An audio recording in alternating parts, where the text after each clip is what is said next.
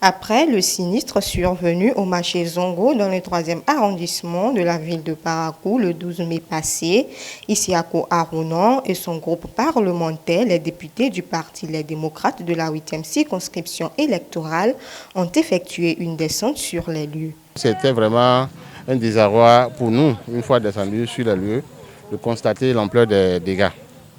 Parce que pour qui dit marché, n'est-ce pas, c'est un lieu où se mènent les activités génératrices de revenus. Et les activités génératrices de revenus, pour acteurs du système financier décentralisé que je suis par nature, je vois un peu ce que ça peut être. Ici, certainement, des gens ont dû prendre des crédits dans les institutions qui sont partis en fumée. Je vois ce que ça peut avoir, non seulement comme impact vis-à-vis de ces institutions financières, mais vis-à-vis de ces clients-là qui dorénavant vont se trouver en impayés. Et puis, c'est tout un tas de choses. Je crois que cet incendie, à y voir de près et puis voir aussi le cadre dans lequel se trouve ce marché, le problème est là. Nous sommes un parti de l'opposition, certes, mais ce n'est pas une opposition pour opposition. Aujourd'hui, nous voyons des infrastructures marchandes qui sont en construction un peu partout. Nous allons souhaiter que le gouvernement puisse jeter un regard vers ce marché de Zongo qui a un haut lieu, n'est-ce pas, où se mènent d'énormes activités génératrices de revenus. Cela devrait permettre de se prémunir de ce genre, n'est-ce pas, d'incendie que nous avons enregistré. Vu les différents dégâts enregistrés, il était nécessaire d'apporter leur compassion aux sinistrés. C'est des économies, des tontines et des prêts qui sont allés en fumée.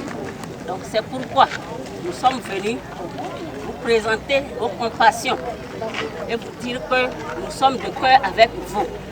Et prier le gouvernement d'intervenir dans un bref délai, de consacrer des prêts à votre endroit afin que vous repreniez vos activités.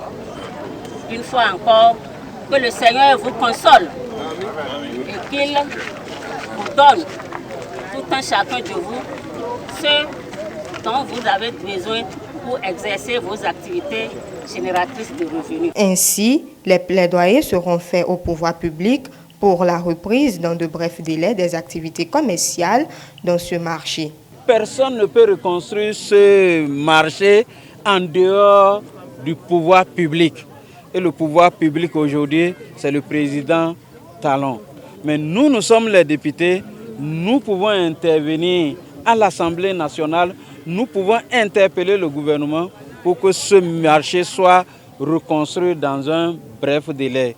Nous pouvons interpeller le gouvernement pour que des sollicitations en matière financière se fassent à l'endroit des personnes qui ont perdu leurs biens.